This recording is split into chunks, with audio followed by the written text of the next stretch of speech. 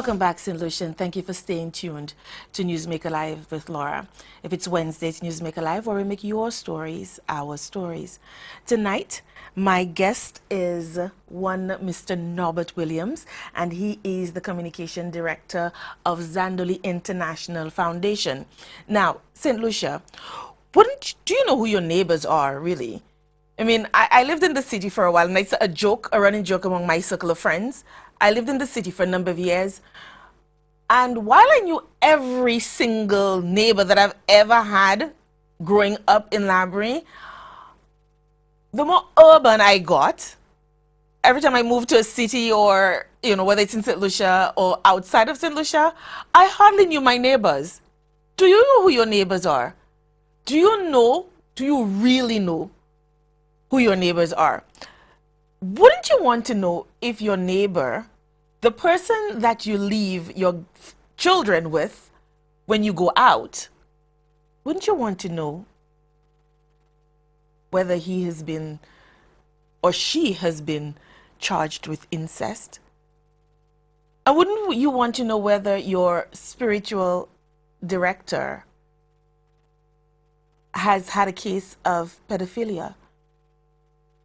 Wouldn't you even want to know, in this silly season, whether we have any elected or hopeful candidate, political candidate, whether they've had issues of rape, they've been accused of rape?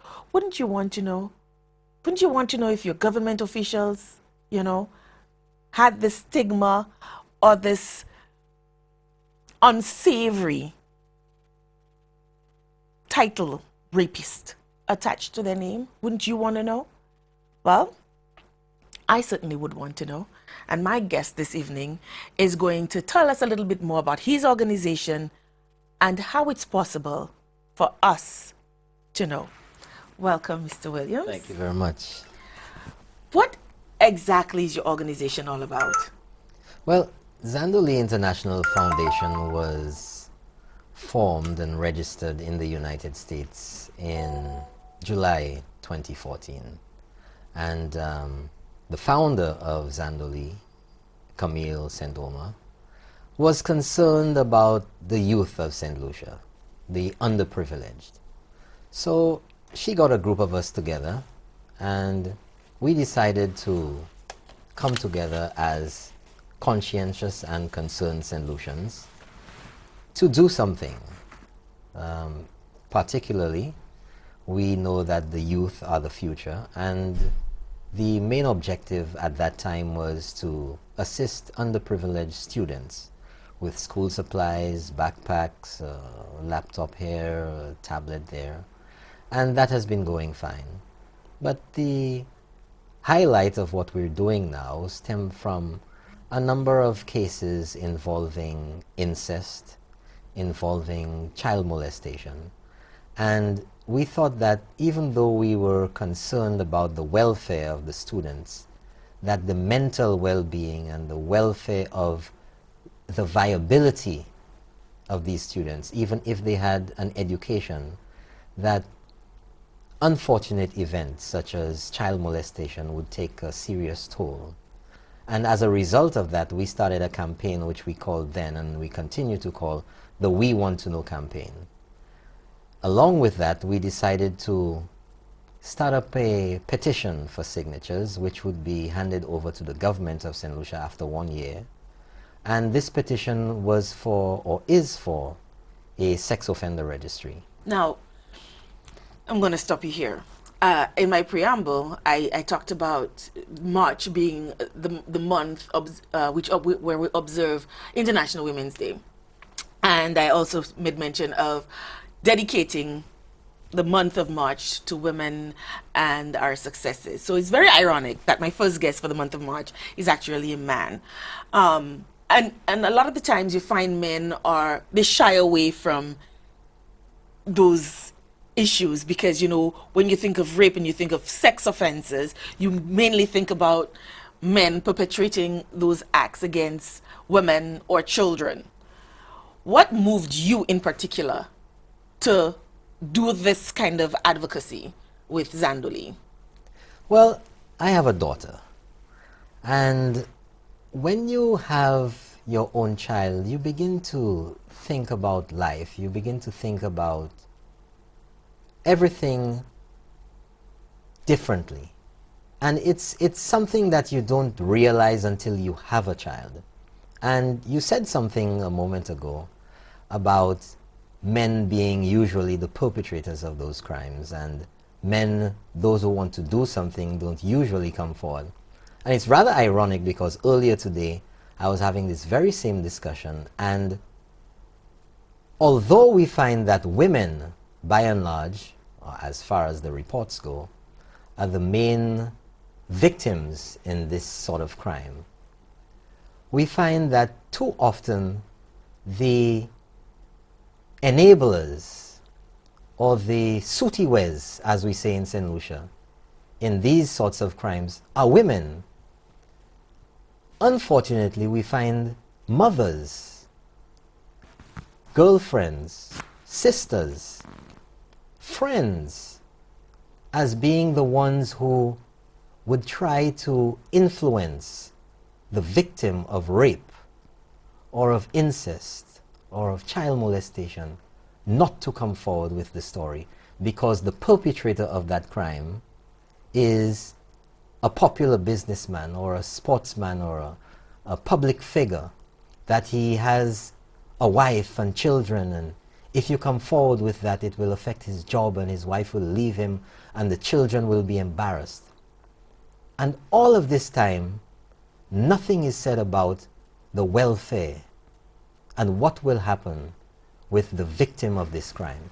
And too often we find that the secondary perpetrators, if you will, are women. But out there are quite a bit of men, quite a number of men who are concerned, who are caring parents, caring fathers, caring husbands, brothers, and relatives and friends who want to do something about it. But in this society, we find that too often it's a silence of complicity, a silence because the men don't want to be victimized, or they don't want to be stigmatized as being soft, or you lapo, or guess all men are like that. You know, it's just a little thing, you don't have to worry about that. Mm.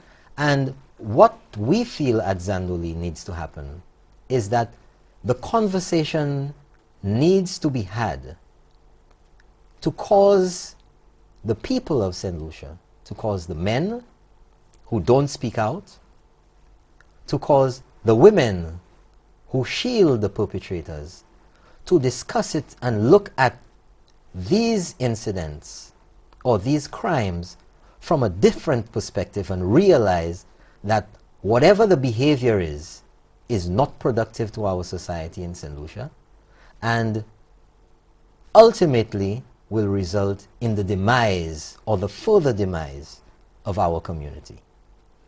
This is very deep for me, because St. Lucia has recently been bestowed upon, one of the countries in the world where women hold some of the highest offices, where women lead among the world, and that's something that's a pat on the back for us. But it's very humbling, and it's almost like an assault to your senses to hear you put it in that perspective, where women are the very worst enemies of women suffering or recovering or trying to survive having been raped.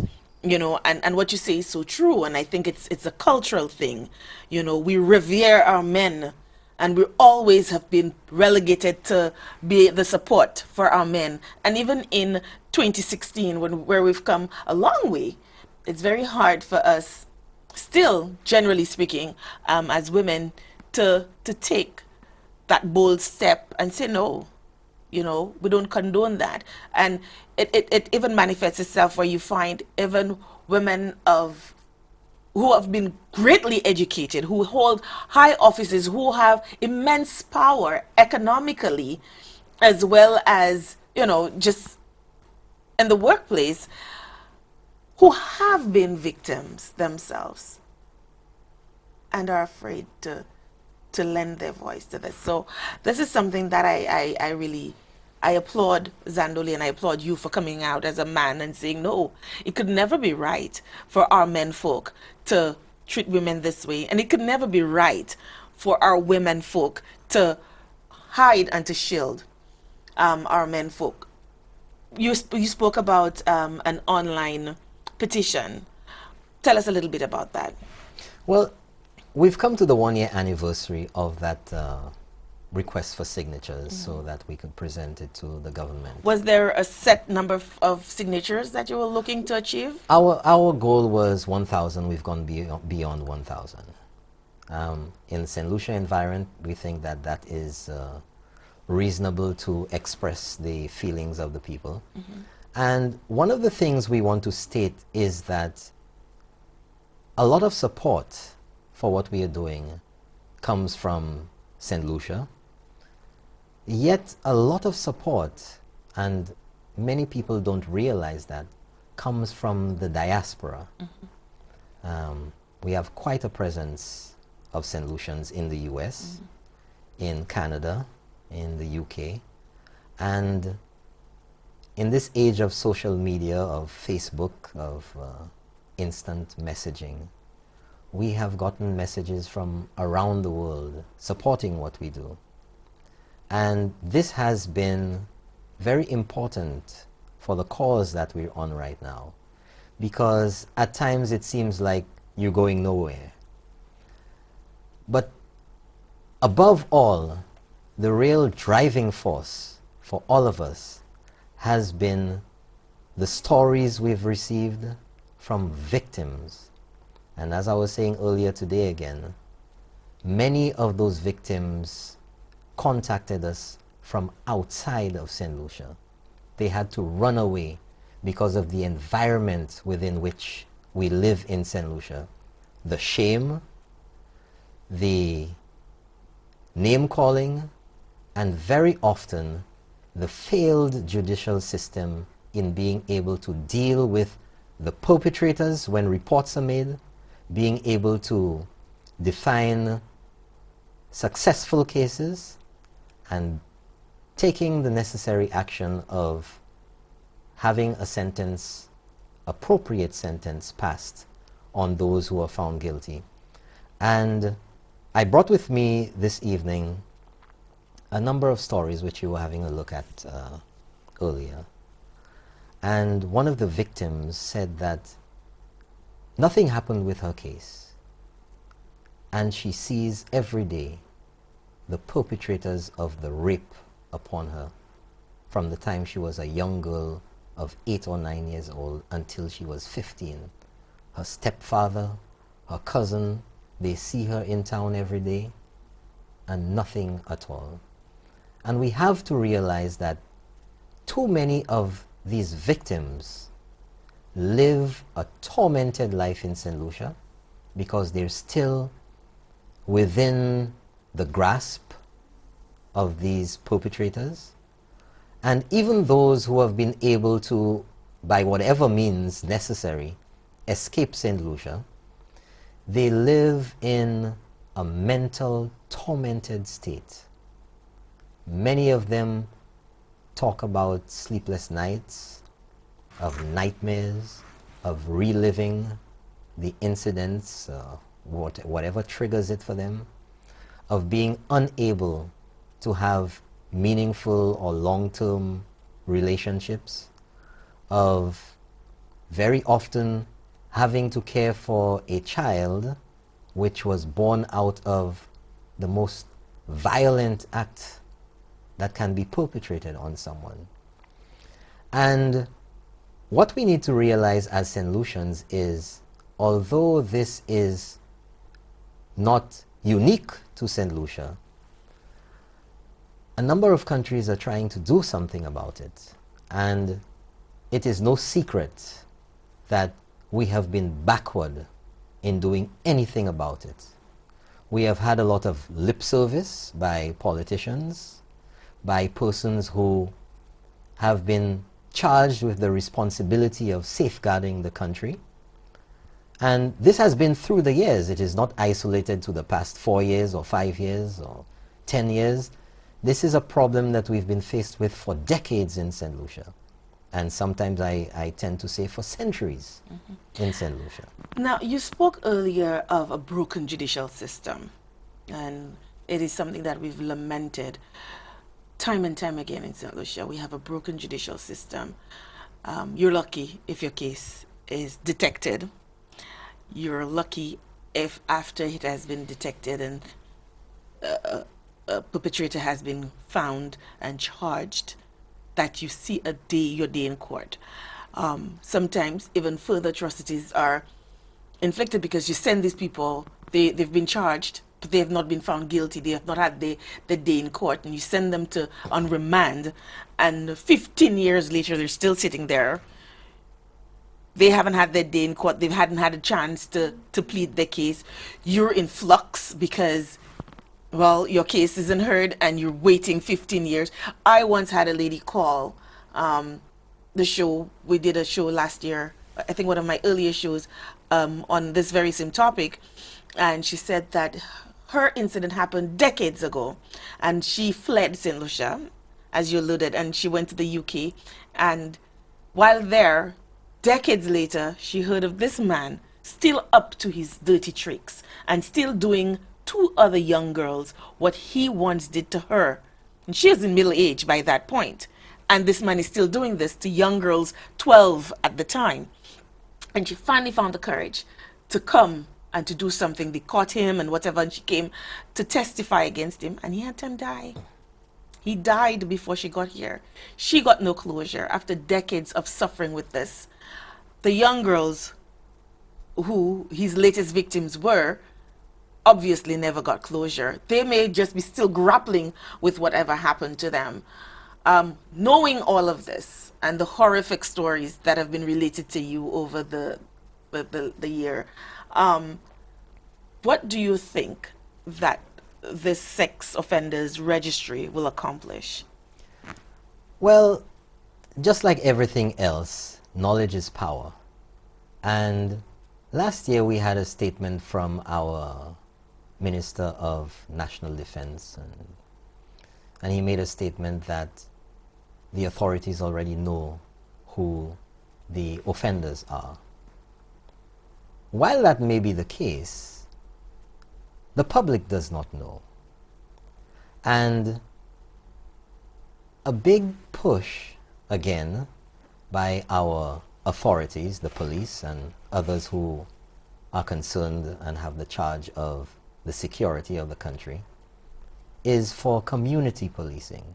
And community policing has been very successful in the United Kingdom, in Australia, and even in the United States to a certain level. And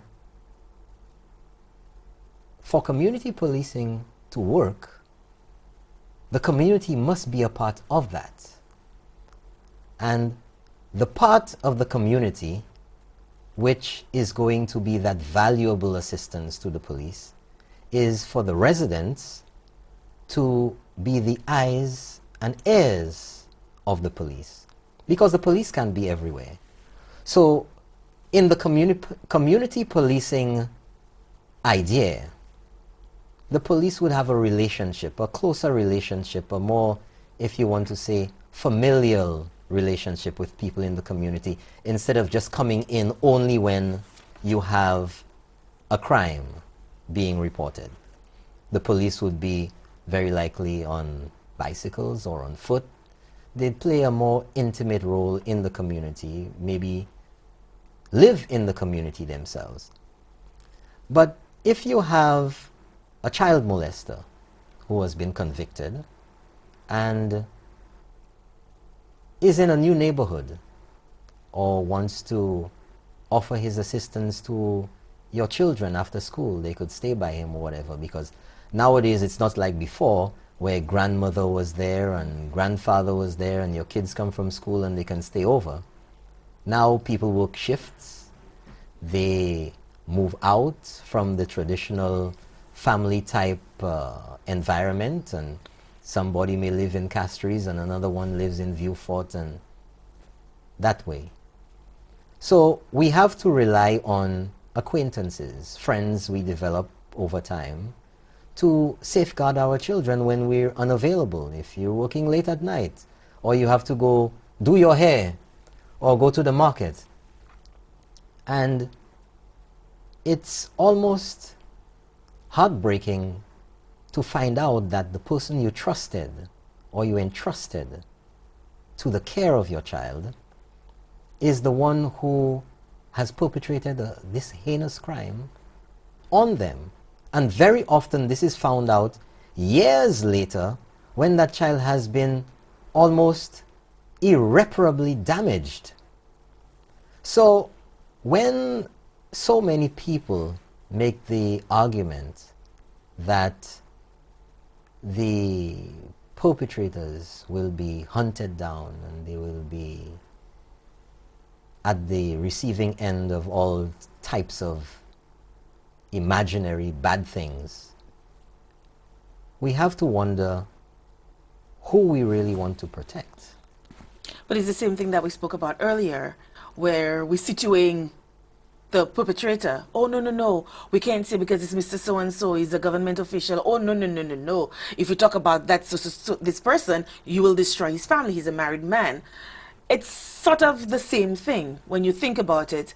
Oh, yeah, everybody has this morbid desire to want to know who the monster is.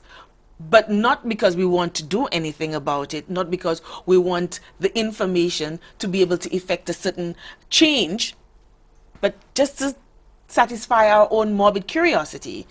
But you see, the thing that we're saying as well is that even though we have a sex offender registry in St. Lucia, and there are people on there, and it's easy to know, just log in, get online, and you can see whether Joe Blow is on the list and what he's been on the list for.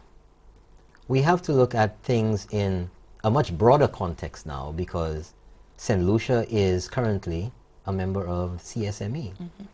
And even though we have St. Lucians on the sex offender registry, what about the Dominican or the Vincentian who can travel to St. Lucia without hindrance and stay for 2 years and work in St. Lucia? Nobody knows them. Nobody knows the history in whatever island they come from. How are we going to protect ourselves again with these individuals who are now not on our registry? And Zandoli now has been collaborating with a number of organizations throughout the islands in establishing sex offender registries in each of these islands, from Trinidad all the way up to Jamaica.